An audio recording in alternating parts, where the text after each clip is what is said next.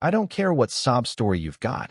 No legitimate teenager has that kind of cash. The bank manager snapped, finger in my face, loud enough to stop the whole room. And I remember thinking how the fluorescent lights made her hair look even sharper, like the edges of her words could cut skin. People froze mid-transaction. Tellers hovered with hands over keyboards.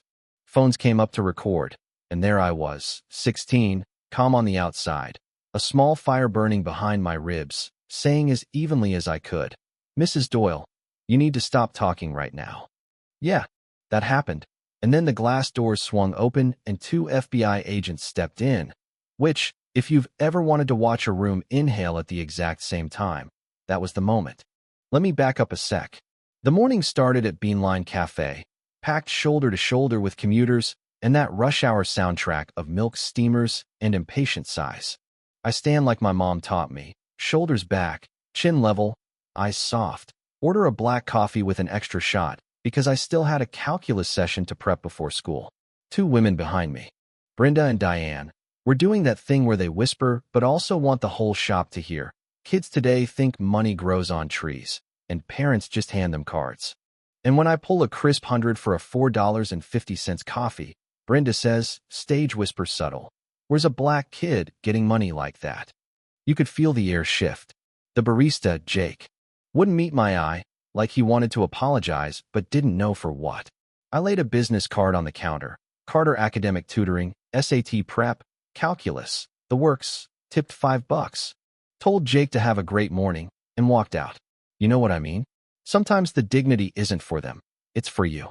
Harbor First Bank sits on the corner like a ship with too many captains. Glass front, flags flapping, that smell of toner and old carpet. I had $15,000 in deposits. All clean, months of tutoring checks and cash, plus money my mom saved while deployed and asked me to manage. Mom's Colonel Dana Carter, Army, Bronze Star, Purple Heart. And more stories than she'll ever tell at the dinner table. 8 months overseas by then. I carry a folder like it's my job, because it is, at least until June. Security nods when I come in. Earl's a Vietnam vet. He clocks the posture from a mile away. "Morning," he says, and I catch the respect in it. Jenna, the young teller, smiles tight and starts the deposit, and the moment the total pops on her screen it flags for manager approval, which is when Catherine Doyle swoops in, 45, immaculate suit. Eyes like a metal detector that only beeps for people like me. "What's going on?" she demands. Jenna stammers, "Just a routine large deposit." But Mrs. Doyle looks at me and decides it's a crime story.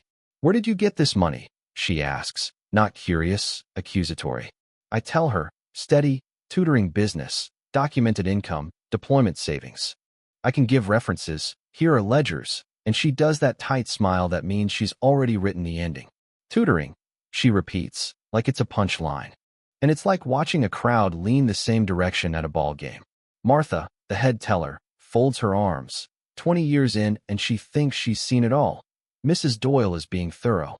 She says, Kyle from Loans pops his head over a partition, wants the manager's approval so bad it stings. Classic fraud pattern. He announces to no one in particular. Mrs. Whitaker, older woman in pearls, nods like she's on a jury.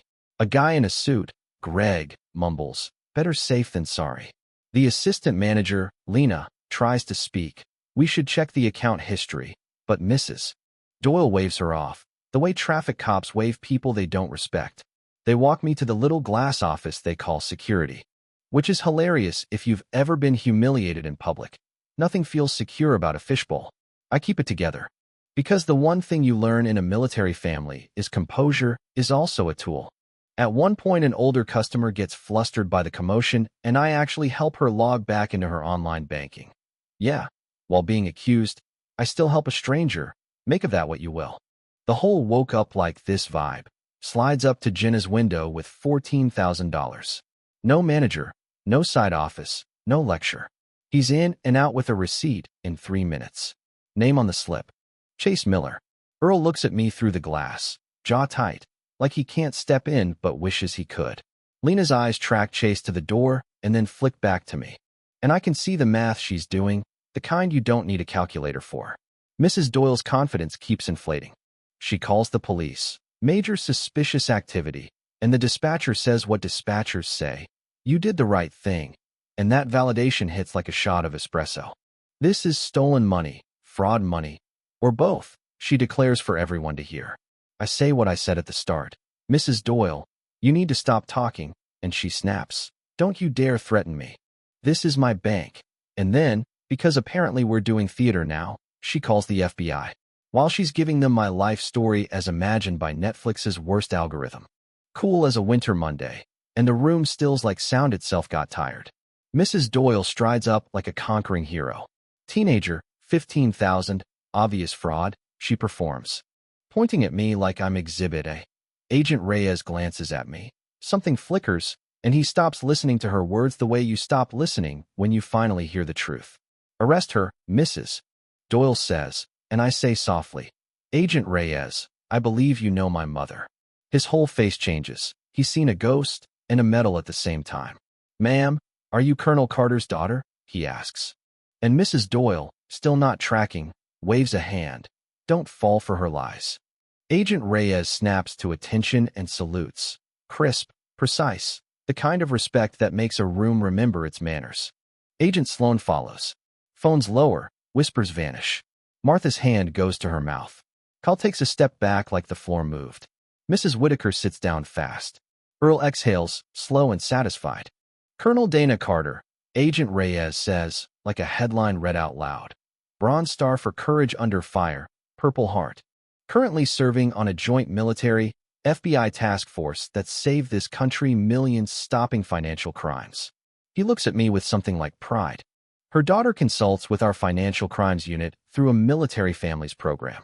She's helped flag patterns and inconsistencies that led to major arrests. If you want to know what it looks like when a story rewrites itself in real time, it looks like a bank lobby in silent panic. And then the screen by customer service blinks. And my mother appears, live from a base half a world away. Uniform perfect, the quiet steel in her face that makes grown men stand up straighter. The officers behind her edge into frame, watching.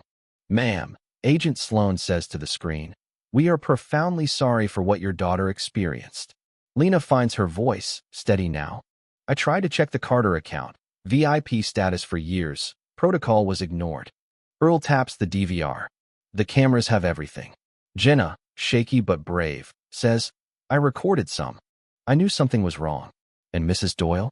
She's swimming in a sea she stirred up herself.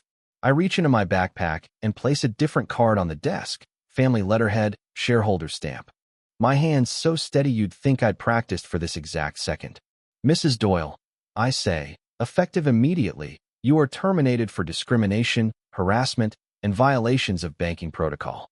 Our family is exercising shareholder rights. She sputters. You can't fire me. You're a child. I was protecting the bank. And Agent Reyes, not unkindly, adds. We'll also be making a federal civil rights referral. It isn't about vengeance. It's about the line between mistake and harm, and who pays the cost when leaders use fear as policy. Remember Chase, breezing out with 14,000? As crisis turns into reckoning, Agent Sloan spots him sneaking toward the side exit. Sir, one moment, she calls, and when he turns, both agents share a look I've come to recognize. They've been tracking serial numbers from a robbery at an electronics store 3 days prior. And Chase's face is on the footage, so clearly it might as well be a school picture day. They cuff him by the pamphlet stand. Nobody cheers, nobody gossips. They just stare at the split-screen truth. The accused kid who came prepared, and the actual thief who didn't get a single question until the right people walked in. Within half an hour, 3 black sedans slide to the curb, regional president, comms chief, lawyers in suits that cost more than my first car, and suddenly the bank is in full triage. The president looks up at the screen and says to my mother, on behalf of Harbor First, our deepest apologies. He turns to me, voice lower. We failed you. Lena is promoted on the spot, tasked with building bias and protocol training that's more than a checkbox, real audits of interactions, escalation rules that start with facts, anonymous reporting for employees with a conscience and a spine. Earl is named head of regional security, 40 years of seeing everything and still knowing right from wrong. Jenna gets fast-tracked for management. Martha and Kyle can find the door on their own time. What did I do with all that attention? I went home. I conducted 2 tutoring sessions. And then I started sketching a financial literacy program for military families, budgeting through deployments, navigating irregular pay cycles, advocating inside banks that haven't met you yet, and a companion track for bank staff on the realities of serving people who serve. Harbor first funded it before the news vans left the parking lot. Other banks called within a week, and by summer we had a model rolling out nationwide. Not because I needed a headline, but because I wanted the next kid who walks in with a folder and a calm voice to be treated like a customer, not a suspect. There's a scene I can't stop replaying. And it isn't the salute or the firing or the arrest. It's 3 months later at our kitchen table, evening light slanting through blinds. Me in a t-shirt walking a 12-year-old named David through his first quadratic equation. Him saying, "I don't get why X is 5." And me breaking it down until the light bulb flips. The grin spreads, the high five lands. My phone buzzes, a text from Mom. "Proud of you every day, kiddo." And I can hear rotor wash in the background. The war and the worry braided together like always. And I text back, "Love you. David just solved it." If you're looking for a perfect ending, you won't find it here. Mrs. Doyle was escorted out while people filmed. The clips went everywhere.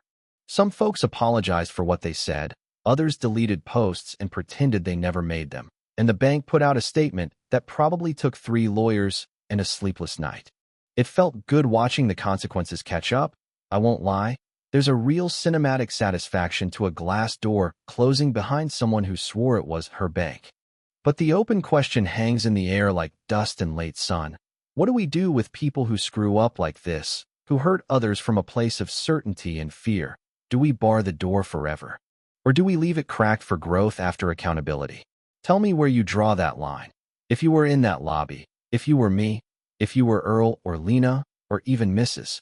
Whitaker, what looks like justice, what looks like mercy, and what keeps a community from tearing itself apart the next time bias walks in wearing a name badge? Share your take. Argue it out. Tell a story that made you see things differently. The only way we get better at this is together.